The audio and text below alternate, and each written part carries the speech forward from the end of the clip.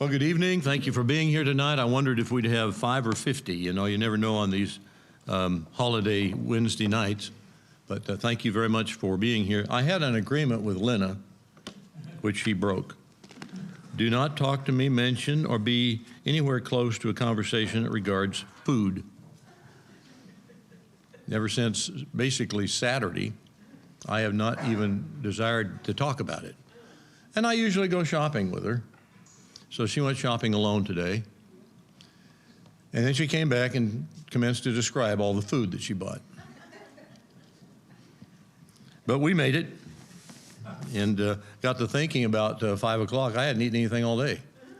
So Linda made one of those a smoothie type thing full of all kinds of a high power one. So it's good for about an hour. So I've been at kids saying this, in about 15 minutes I'm going to fall over.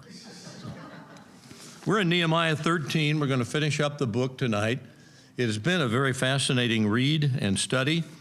We ask you to also read through the book of Ezra because they parallel each other in a lot of places, and they are really one book in the Hebrew Bible. Ezra and Nehemiah are one book in the Hebrew Bible. It's kind of an interesting history. First and Second Chronicles, First, Second Kings, all one book in the Hebrew Bible, and they were divided many years ago, you know, well before the time of Jesus and that, because it was easier to read and get to certain things. And so we're thankful that it was broken up. Otherwise, it would be thumbing around a lot in it. But what's happened so far in the book of Nehemiah? Very quickly, Nehemiah hears that Jerusalem's walls were still not repaired. Now, it's been 70, 80 years since Zerubbabel has taken the first group of about 40,000 to 50,000 people back to Jerusalem. And their primary job was to get things rolling. And it took them a long time just to get the temple rebuilt, all of the opposition, and you read about that over in Ezra. And so Nehemiah, serving the king as the cupbearer, a very trusted, loyal position, hears that the walls are still not rebuilt. This is their beloved city. Most of the people living over in Babylonian captivity for 70 years have never seen or been to Jerusalem. It's been their dream to go back to the, if you will, the home country, to go back and claim the land in and around Jerusalem throughout Judea that their parents owned. And so they go back, but they don't do what they should do. And so Nehemiah gets upset, and he goes to the king, and we know the story where the king says, "What's wrong?" And he allows them to go back. And it's interesting, he says, "How long will you be gone?" Well, we're going to see in our study tonight how long he's been gone. And that fact that he went away, came back, and is back there again. His secret journey to inspect the walls, remember, he rides around as much of the city as he can by night to get an idea of what work needs to be done. He receives opposition from numerous places. When you're trying to do the Lord's will, you're going to receive opposition. That's just the way it is. And we learn in this book to stay with it, to stay steadfast. And he did, and they accomplished their goal. They had a mind to work, and they built it in 52 days, something that stood there unfinished for all of these years. But they had a mind to work, and they finished it. And we read later in the previous chapter 12 that this wall, when it was finally finished, was big enough to march around on. It was not just a wall one rock thick. It was mighty and could be as tall as 30 feet. Well, it's about 25 feet to the top of that peak right up there. So imagine a wall that is at least another 5 to 10 feet taller than that, and maybe taller in places. And so this was a mighty wall that they finished. I would think building the first 6 feet would be pretty easy. You know, you can get 2 or 3 guys together and lift up some rocks, and hey, you got this part done. How do you get the rocks that tall? The answer is aliens. Because if you listen to TV, that's how everything gets built by aliens. No, they had knowledge. They knew what they were doing. And so they finally built the wall. When he finally gets the wall built, then he has to ensure that the priests are who they say they are. And he goes through quite a process, rejecting many that claimed that they were priests because they could not verify in their genealogy who they were. Genealogies were very, very special to the Jews. He discovered, or they discovered, that the Feast of Tabernacles had not been held in 1,000 years.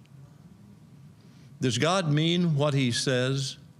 If he says do this, you do it until he says stop doing it. It had been 1,000 years. Remember that they hadn't kept the feast of Passover back in Josiah's time, right? And you got that all straightened out, but they still hadn't done this one. So finally, they have they celebrate the Feast of Tabernacles, and he's organized that.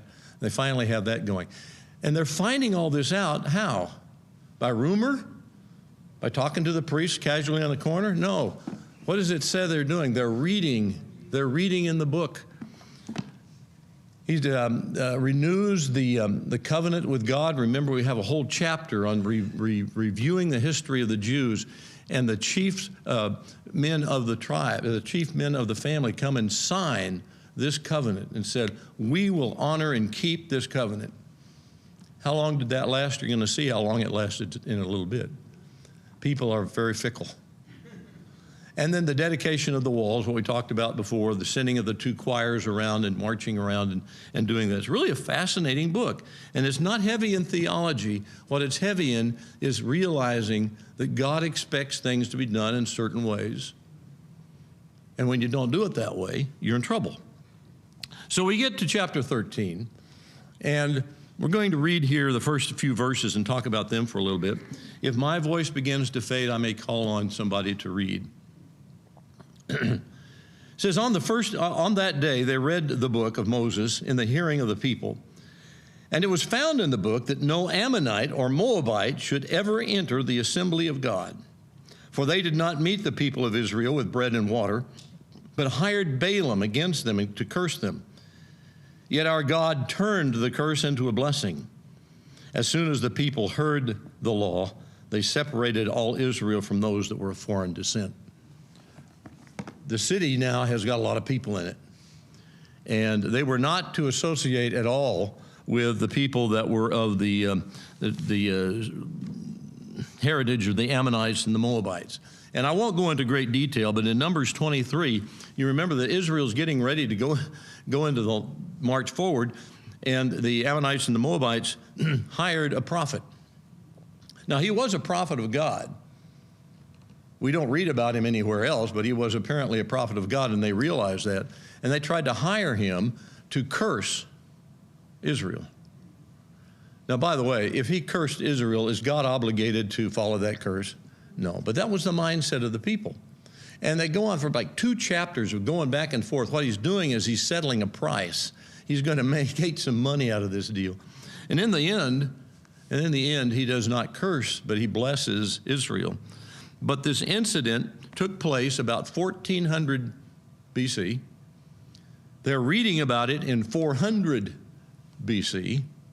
How many years has gone by now? 1,000 years. God meant what he said and said what he meant 1,000 years before. And there's a good lesson in that for us today. So they did the right thing. They disassociated themselves from the Moabites and the Ammonites. Again, they read, they determined to do right, and they acted. And this is the example we've seen all the way through here. The problem is that people don't stay with it. They lay themselves out. We're going to do this, God. We're going to sign this paper. We're going to do all these things. We promise. And then within a year or two, they're back at it, doing it again. We're going to see that in a few minutes again.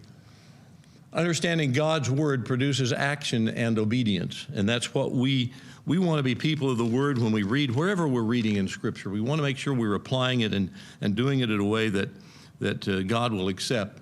So if you want to write down for your notes, Numbers 23 and Deuteronomy 23. Those are the 2 places you can go to find out when they tried to curse Israel. And Deuteronomy 23 says this is where God says don't have anything to do with these 2 tribes of people. So any questions, comments on those first few chapters there? Anything stick out in your mind? Jerry. They said they read from the book of Moses. Now, what language were they reading? Do you have any idea? What book did he write? Well, it's the book of Moses was what we call the Pentateuch, Genesis, Exodus, Leviticus, Numbers, Deuteronomy. That's the book of Moses. Now, they're specifically reading from Deuteronomy. And remember, Deuteronomy was given to the people 40 years after the giving of the law. They've been wandering in the wilderness for 40 years. They gave them the law over here. They were supposed to go and take the land. They didn't do it. And so God's caused them to wander for 40 years. And so he says, give them the law again. And so that's what Deuteronomy is. The word Deuteronomy, law, the second time. You see that in the word. Onomy is the word for law. Deuto, something like that, is second time. Dual, you can kind of see it. So he's given the law the second time. So they're reading from Deuteronomy 23. By the way, you notice in verse 1 it says, on that day they read from the book. If you go back over in verse 44, on that day they appointed certain things. I don't know if it's the same day. I don't think it is. I just think that's the way in which Nehemiah, or whoever is writing this for Nehemiah, wrote that. But it sounds like that they have specific days of remembrance, and reading from the book of Moses, in this case Deuteronomy, is what they did. Okay, now we venture on. And please comment if you want to. I wanted to throw this in. Remember, the Ammonites and the Moabites were not to be anywhere in the temple area. They were not to have anything to do with the worship to God. Now, this is not the temple that... Okay, this is kind of a mock-up of what Herod's temple probably looked like that came about, 400 years later from this time. But if the temple of Zerubbabel was anything like the temple of Solomon and Herod, it had these courts where non-Jews could come into these courts. They were not to conduct any business. It was supposed to be religious only. And then in this little court in the middle was the court for Jewish women. And actually the court for Jewish women was right here, and that was the court for Jewish men.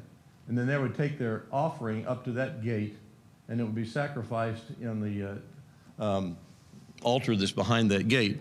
But when he talks about the Ammonites and the Moabites, they weren't to go into that area.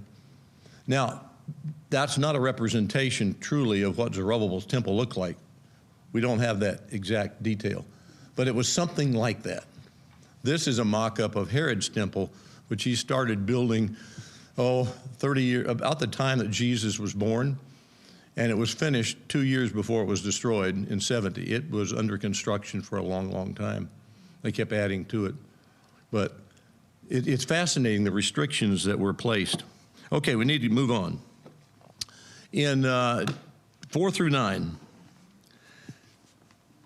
Now before this, Elisha, the priest, who was appointed over the chambers of the house of God, who was also related to Tobiah, this interesting, prepared for Tobiah a large chamber where they had previously kept grain for offerings, frankincense, the vessels and the tithes of grain, wine, oil, which was given by commandment to the Levites, to the singers and to the gatekeepers, and the contributions for the priests. And while this was taking place, Nehemiah says, I'm over in Jerusalem. I was not in Jerusalem, for it was the 32nd year of Artaxerxes, king of Babylon, and I went to the king. So let's stop there for a minute. He's not there. When authority goes away, the mice will play. Now we've seen Elisha being a problem before in our studies, and we don't know really why is he being such a problem case. Well, we're going to see right here and following that he's related to one of the guys that's giving Nehemiah so much trouble. And in this case, Tobiah.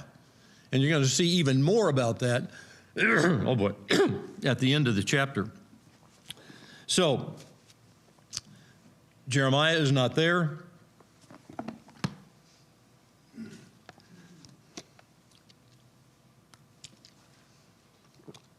Pardon me. Kids sing, got me.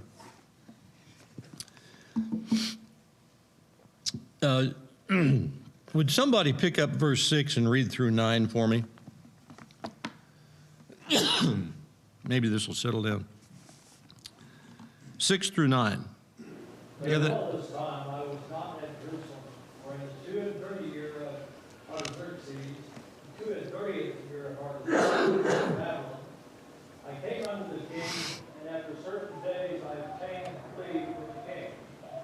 And I came to Jerusalem and learned of the evil that Elisha had done for Tobiah, in preparing him a chamber in the courts of the house of God.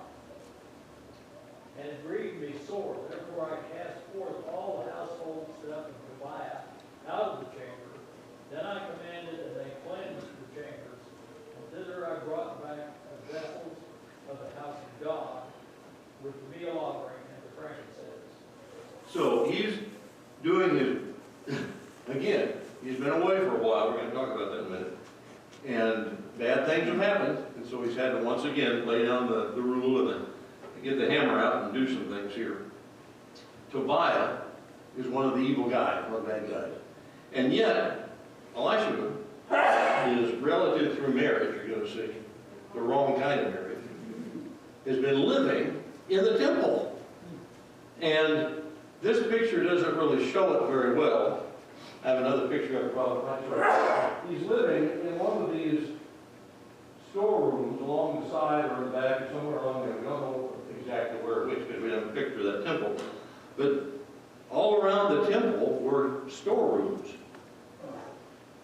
Oh, I've got some in my pocket. That's what got me. I wanted to go into pieces. She offered me a cup of. Thank you. So he's living where the grain offerings and all the other things that should have been brought in, they're not being brought in. You're going to see an effect of that in just a minute. But here you have a guy that's supposed to be a priest who's supposed to be responsible to God, and he's allowing Tobiah to live in the temple. That just amazes me. After all of the stuff that Nehemiah has taught them and Ezra has read to them, you still have a priest that is willing to go beyond what God said. So, can you imagine what Nehemiah must have thought when he heard this? I don't think he's very happy. He's had to deal with people that should have known better for years. And they still pull this kind of stuff.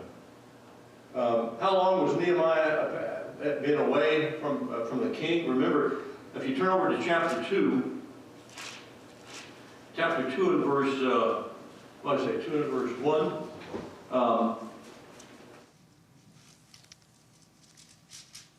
In the 20th year is when all this begins. The 20th year of the reign of King Artaxerxes. This is when Nehemiah says, I want to go. I want to go over and fix the walls. Now we see over here that he's back over with Artaxerxes in the 32nd year. So if we subtract one from the other, how long was it that Nehemiah was probably away from the king? We got 32 and 20, and a fifth grade teacher can add that up and try to come up with 12. Can you guys do that? 32 minus 20, you do that in your head? Put your calculators up. He'd been away for 12 years. Now, I don't know how long he told the king he was going to be gone, but he was gone for about 12 years. So he's now been back in wherever the king is reigning, from Nineveh or wherever. And he says, I want to go back. And he does go back, and he finds all these things out, and he gives the orders to cleanse the temple again. And what a frustration that he must have lived. These people that should have known better. They lock themselves into it, and then they fall away so quickly. Here's another one of these. Here's the kingdom of the temple of what Herod's temple may have looked like. We don't know for sure. But it was these storerooms along the side that Tobiah was living in, that he shouldn't have even been even close to the temple. So they were letting him do that. Okay, 10 through 14. Now things just don't stop there. They get a little bit worse. And I also found that the portions to the Levites had not been given to them, so that the Levites and the singers who did the work had fled back to their fields. So I confronted the officials and said, why is the house of God forsaken? These were the people that were supposed to take care of it, clean it up, keep it looking nice. But if you aren't getting food, if you're not getting a wage, how long can you possibly do that? You can't. So he's upset at this. What's going to happen to the temple if nobody corrects this? It's going to fall into shame again. And I gathered them together and set them to their stations. Then all Judah brought in the tithe of the grain, the wine, and oil into the storehouses. I also appointed as treasurers over the storehouses Shelemiah, the priest, Zadok, the scribe, Pedaiah, of the Levites, and to assist them Hanan, the son of Zuccor, all men who were considered reliable. I think that was probably the first thing. Give me men, appoint to me men that are reliable. Does that in any way sound familiar to what happens over in Acts when we have the Grecian widow issue? The church said, here are 7 men that we have confidence in. They're reliable men. Same kind of thing takes place here. And then he says, in verse 14, remember me, O my God, concerning this, and do not wipe away my good deeds that I have done for you regarding the house of my God for his service. Several times throughout this book, he pauses to pray these little prayers. Remember me, God, for the good that I've done. Have you ever been in a position where you wanted to pray that or something like that? All of us have. Nehemiah was so committed to God that he paused every once in a while and said, I want to do your will. Remember me for the good that I'm trying to do. And so, very quickly here, he saw the problem. He says, why have you forsaken the house? Why have you forsaken the house of God?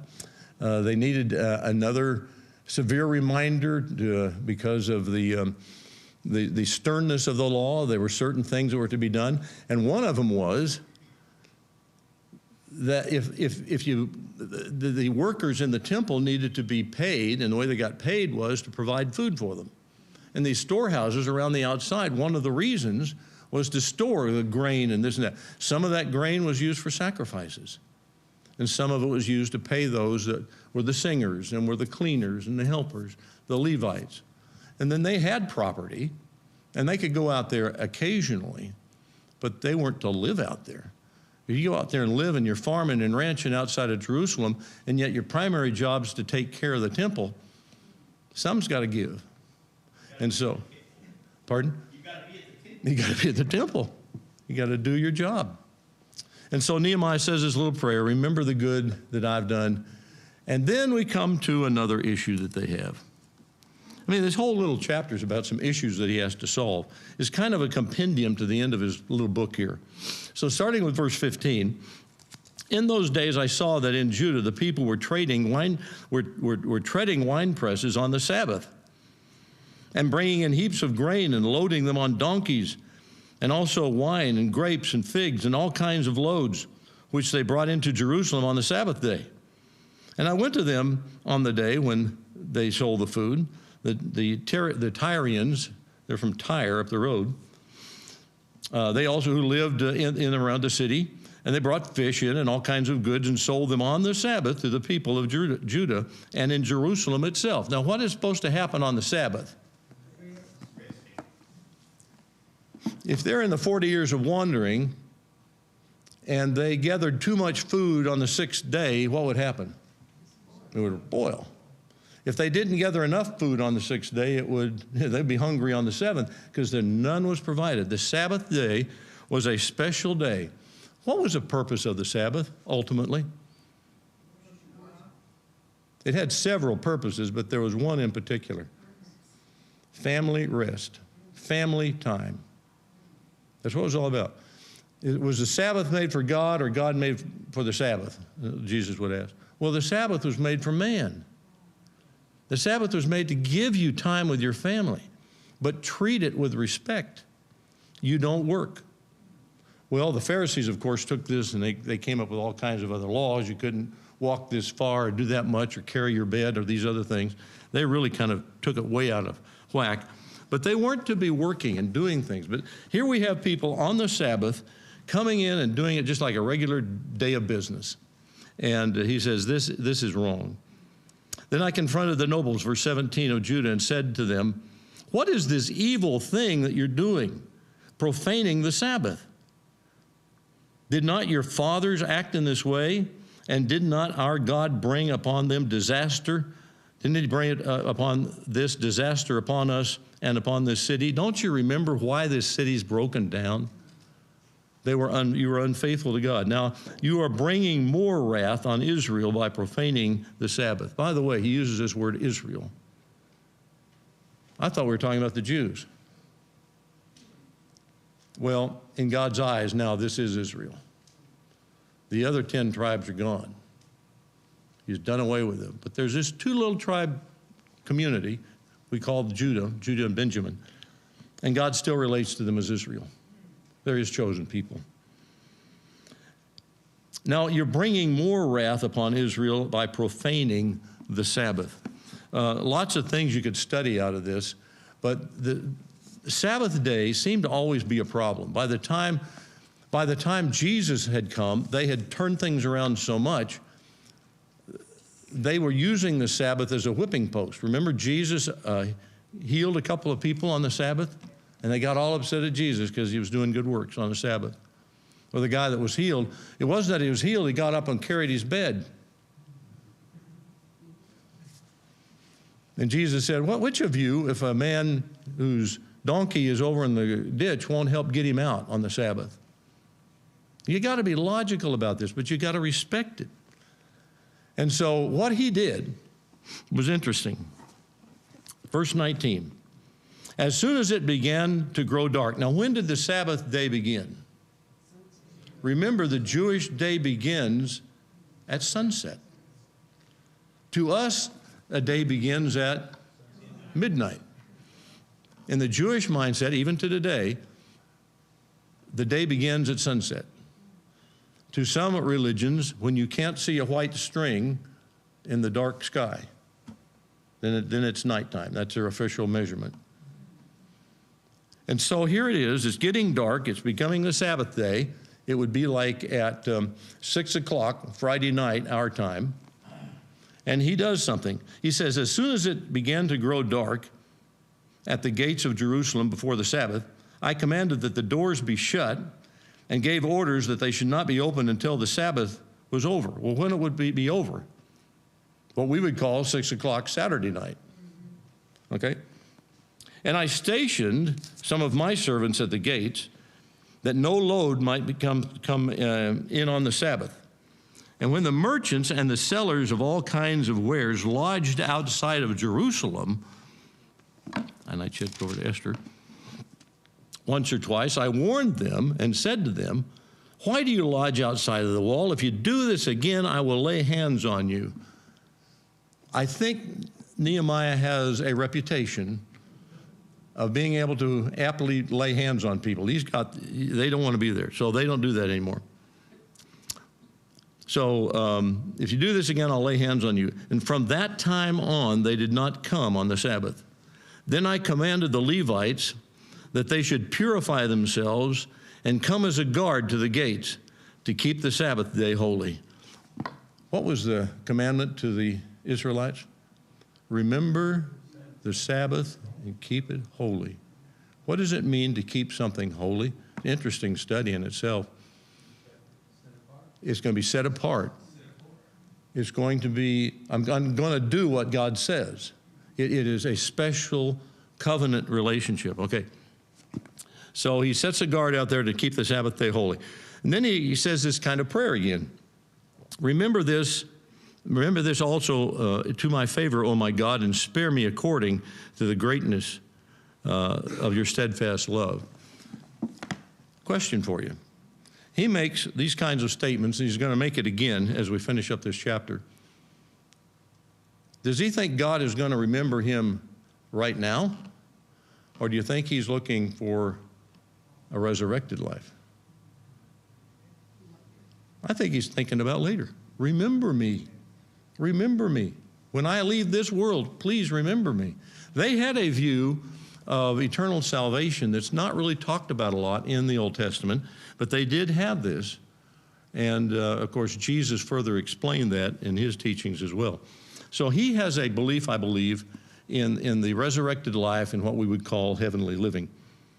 So, I think we've covered all of those points. Now, let's finish up with another problem. This is just a list of problems.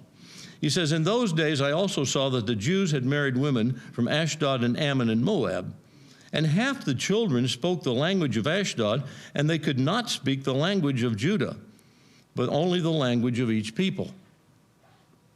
Again, and we've seen it over and over, and you're going to see in the history of time, you're going to see it another time, the people were not obeying what God said about staying married within the culture of Israel.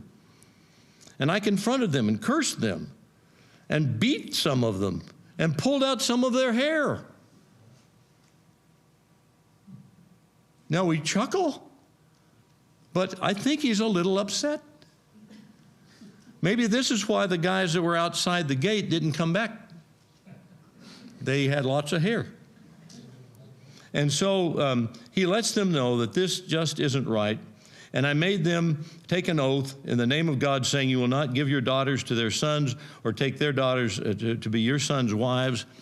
And then he makes an interesting statement in verse 26. Did not Solomon, the king of Israel, sin on the account of such women?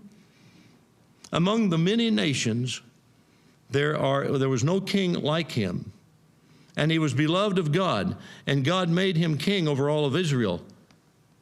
Nevertheless, foreign women made him sin. Shall we listen to you and do this great evil and act treacherously against God by marrying foreign women?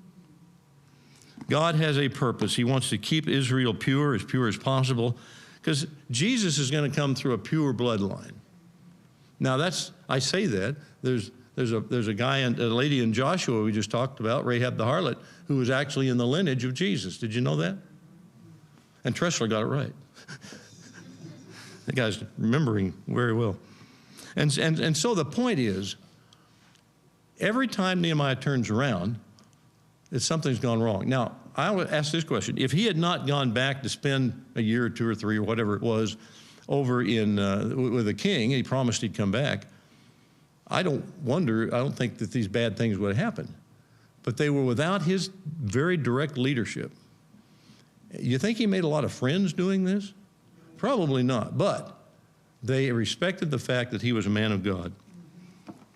And so he says, Thus I cleansed them of everything foreign, and I established the duties of the priests and the Levites, each in his work. And I provided for them the wood for the offering at the appointed times and for the first fruits. And the very last statement in this book is another prayer. Remember me, O my God, for good. Here is a man of God that has spent his adult life getting walls rebuilt and reestablishing the priesthood in the right place and order and doing things that the priests were not doing. They had just left God out of their lives. They were doing things their way. And when you interject your opinion and your emotion in things, it will always end up bad. So there are some lessons. I just want, go ahead, Jerry, while I flip over here. There's many times you read about someone that to be purified. How is that done? It would generally be you wash yourself, you put on the clean linen garments.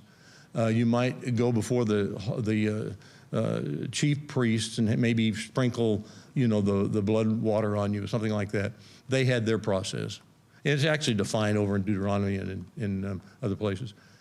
But they would wash, put on clean clothes, dedicate themselves for the project ahead. Very quickly, 7 reoccurring sins of the Jews. Sabbath-breaking. All of the time, they didn't keep the Sabbath holy.